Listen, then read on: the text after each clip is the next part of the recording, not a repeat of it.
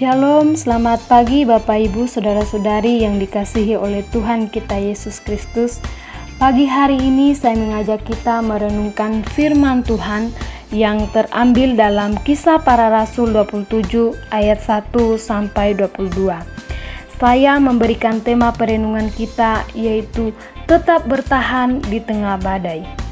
Kata tetap bertahan di tengah badai seringkali kita dengar ketika seseorang mengalami sebuah persoalan yang berat dan dia tetap berkomitmen tidak akan menyerah meskipun dalam keadaan kesulitan.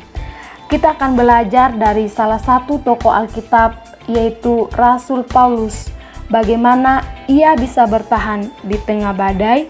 Yang pertama, Paulus menyadari Tuhan memberikan hikmat kepadanya.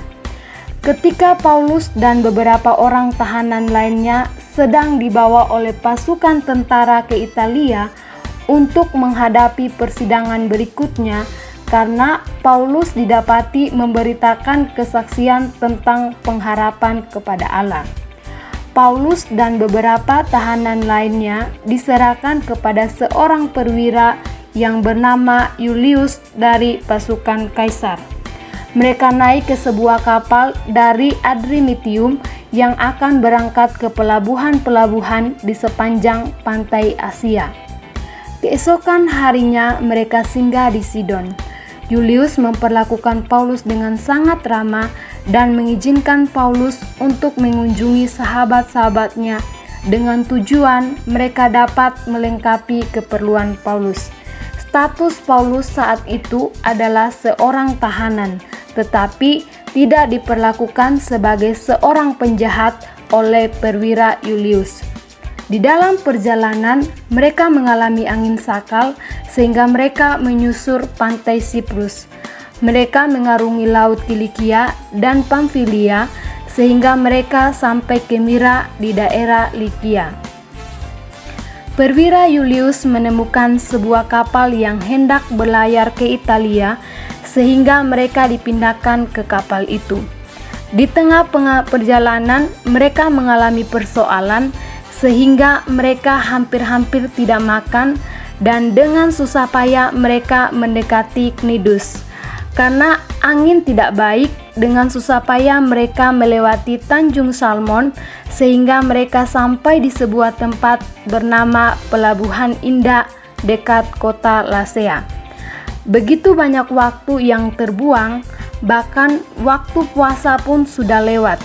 Paulus memperingatkan mereka di dalam ayat 10 sampai 11 berkata, "Saudara-saudara, aku lihat bahwa pelayaran kita akan mendatangkan kesukaran-kesukaran dan kerugian besar, bukan saja bagi muatan dan kapal, tetapi juga bagi nyawa kita." Tetapi perwira itu lebih percaya kepada jurumudi dan nakoda daripada kepada perkataan Paulus. Nasihat Paulus itu merupakan hikmat yang diberikan oleh Tuhan untuk memperingatkan mereka. Kita lihat Paulus sudah menasihati, tetapi mereka lebih percaya kepada jurumudi daripada Paulus. Nasihat Paulus diremehkan, bahkan tidak didengarkan. Mereka mengalami ketakutan, tetapi Paulus tidak takut sama sekali karena Paulus percaya perkataannya merupakan hikmat yang berasal dari Allah. Hal yang kedua, penyertaan Tuhan itu sungguh nyata. Ayat 14 sampai 22. Tidak lama kemudian, tiba-tiba kapal itu dilanda angin badai dan tidak tahan menghadapi angin haluan, sehingga mereka menyerah dan membiarkan kapal itu terombang-ambing. Kapal itu hanyut dan dengan susah payah mereka menguasai sekoci kapal itu.